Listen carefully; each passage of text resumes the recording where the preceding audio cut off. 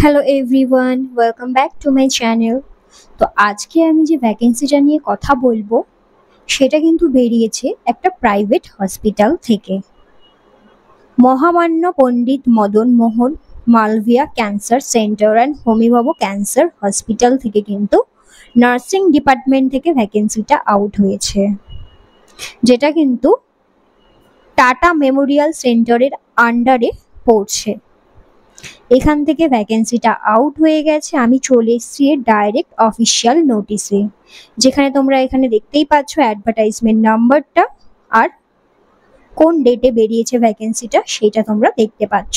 3 তারিখে 3 জুলাইতে কিন্তু ভ্যাকেন্সিটা আউট করা হয়েছে। হসপিটালটা হচ্ছে দেখতেই পাচ্ছ মহামান্য Pandit Madan Mohan Malaviya cancer centre and Homi Bhabha cancer hospital. এখান থেকে কিন্তু স্টাফ নার্সের ভ্যাকেন্সি আউট হয়েছে। টোটাল ভ্যাকেন্সি রয়েছে কিন্তু 30টা, যেখানে GNM, BSc, post basic BSc যারা যারা করেছো সকলেই কিন্তু অ্যাপ্লাই করতে পারবে। কোনো রকম কোনো এক্সাম দিতে হবে না, ডাইরেক্ট ওয়াক ইন ইন্টারভিউর জন্য কিন্তু ডাকা হয়েছে। যেখানে দেখতে পাচ্ছ নার্সিং ডিপার্টমেন্ট থেকে ভ্যাকেন্সিটা আউট হয়েছে, আর আমি চলে এসেছি এর অফিসিয়াল ওয়েবসাইটে যেখানে এই নোটিশটা বার করা হয়েছে।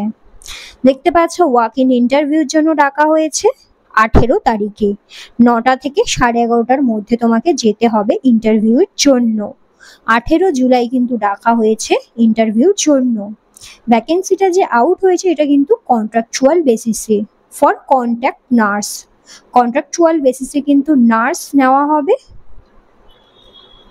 ভেন্যু তোমরা দেখতে পাচ্ছ মহামান্য Pandit Madan Mohan Malaviya cancer centre. Phone number এখানে রয়েছে, তোমরা ফোন করেও নিতে পারো যদি কারোর কোনো অসুবিধা হয় বা যদি কোনো কোয়ারিজ থাকে এখানে ফোন নাম্বারে তোমরা ফোন করে নিতে পারো। চলো তাহলে কি বলেছে একটু দেখা যাক। দেখো লেখা রয়েছে interested and eligible candidate may attend walk in interview for the following post on contract basis through third party. ঠিক আছে, candidate are requested to carry biodata. কি কি জিনিস তোমাকে নিয়ে যেতে হবে? Biodata, recent passport size photograph, original documents of pan card, Aadhaar card, plus experience certificate যদি থাকে তো এক্সপিরিয়েন্স সার্টিফিকেট নিয়ে কিন্তু তোমাদেরকে যেতে হবে, plus educational certificate and one set of self attested copies of all certificates on given dates. ঠিক আছে, 18 তারিখে কিন্তু তোমাকে ডাকা হয়েছে ইন্টারভিউর জন্য। 18 তারিখে কিন্তু ইন্টারভিউর জন্য ডাকা হয়েছে 9টা থেকে 11:30টার মধ্যে। আর এই সমস্ত ডকুমেন্টসগুলো কিন্তু তোমরা নিয়ে যাবে। সমস্ত মার্কশিটগুলো, Aadhaar card, PAN card, photograph, self attested copy নিয়ে যেতে হবে।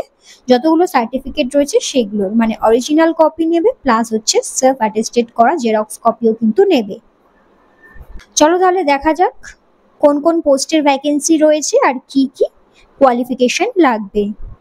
তো ফার্স্টেই দেখতে পাচ্ছ কন্ট্রাক্ট নার্স হিসাবে কিন্তু তোমাকে নেওয়া হবে কন্ট্রাকচুয়াল বেসিসে। ঠিক আছে, যেখানে তোমাদের এডুকেশনাল কোয়ালিফিকেশন চেয়েছে general nursing and midwifery, GNM করতে পারো, প্লাস ডিপ্লোমা যদি করে থাকো ইন অঙ্কোলজি নার্সিং, বা যারা বেসিক আর পোস্ট বেসিক নার্সিং করেছো তারা কিন্তু এলিজেবল এই ভ্যাকেন্সিটার জন্য। এছাড়া কি বলেছে, candidate should be eligible to register with the Indian nursing council or state nursing council. তো ক্যান্ডিডেটকে কি থাকতে হবে? ইন্ডিয়ান নার্সিং কাউন্সিল বা স্টেট নার্সিং কাউন্সিলের রেজিস্ট্রেশন থাকতে হবে।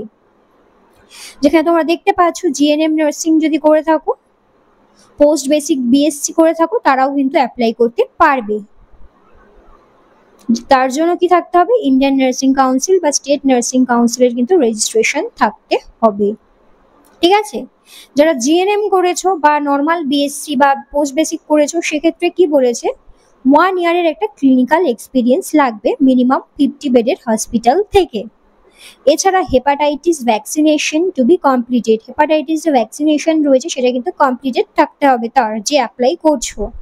আর clinical experience before post basic BSc shall be considered.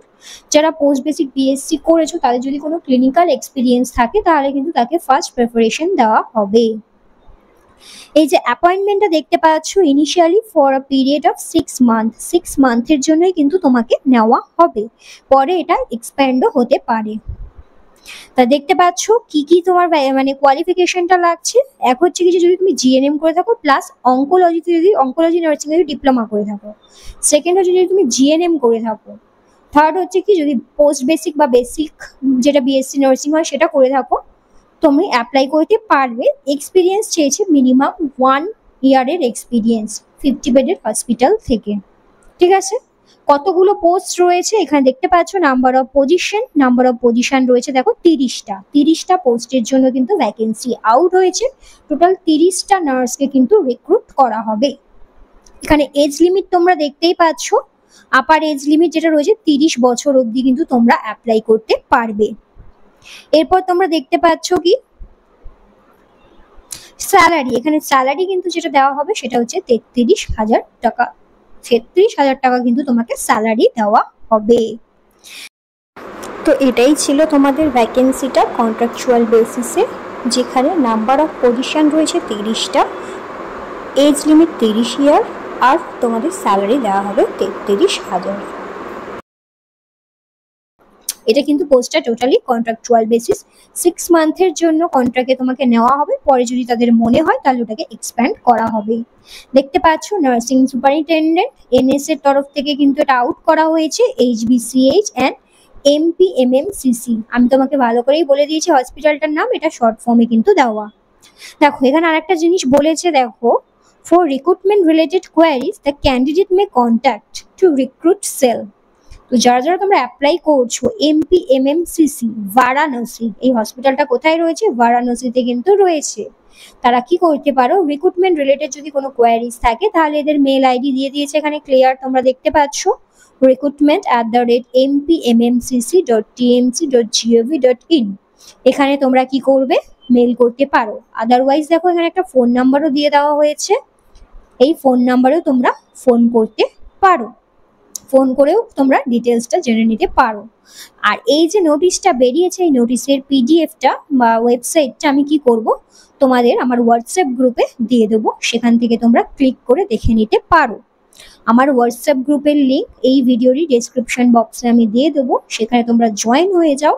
আর এরকমই ভিডিওর আপডেট কিন্তু আমার হোয়াটসঅ্যাপ গ্রুপে আমি দিতে থাকি, তো সেখান থেকে তোমরা ক্লিক করে ডাইরেক্ট এই অফিসিয়াল যে নোটিশটা রয়েছে এই নোটিশটার মধ্যে কিন্তু তোমরা চলে আসতে পারবে। এখান থেকে তোমরা নোটিশটা ভালো করে পড়ে নেবে, পড়ে নিয়ে দেখতে পাচ্ছ 18 তারিখে ডাকা হয়েছে, 18 তারিখে কিন্তু তোমরা চলে যাবে। ভেনু কিন্তু দিয়ে দিয়েছে, দেখে নাও, মহামান্য পণ্ডিত মদন মোহন মালভিয়া ক্যান্সার সেন্টার। এখানে কিন্তু তোমাদেরকে নেওয়া হবে, যেটা কোথায়? সুন্দর বাগিয়া বারাণসীতে রয়েছে, উত্তরপ্রদেশের মধ্যে কিন্তু রয়েছে সুন্দর বাগিয়া বারাণসী। ঠিক আছে, এই উত্তরপ্রদেশ স্টেটের পক্ষ থেকে কিন্তু ভ্যাকেন্সিটা আউট করা হয়েছে, মহামান্য পণ্ডিত মদন মোহন মালভিয়া ক্যান্সার সেন্টার যেটা রয়েছে বারাণসীতে। ঠিক আছে, এখানে ফোন নাম্বারও রয়েছে, ফোন নাম্বারে ফোন করে নিতে পারো কারোর যদি কোনো কোয়ারিজ থাকে। এছাড়া এই ভিডিও সংক্রান্ত যা যা কোয়ারিজ রয়েছে তোমরা আমাকে কমেন্ট বক্সে কমেন্টও করতে পারো, আমি চেষ্টা করব তোমাদের কমেন্টের রিপ্লাই করে দেওয়ার। তো আজকের ভিডিওটা আমি এতটাই রাখি, দেখা হবে নেক্সট ভিডিওতে। Till then, bye.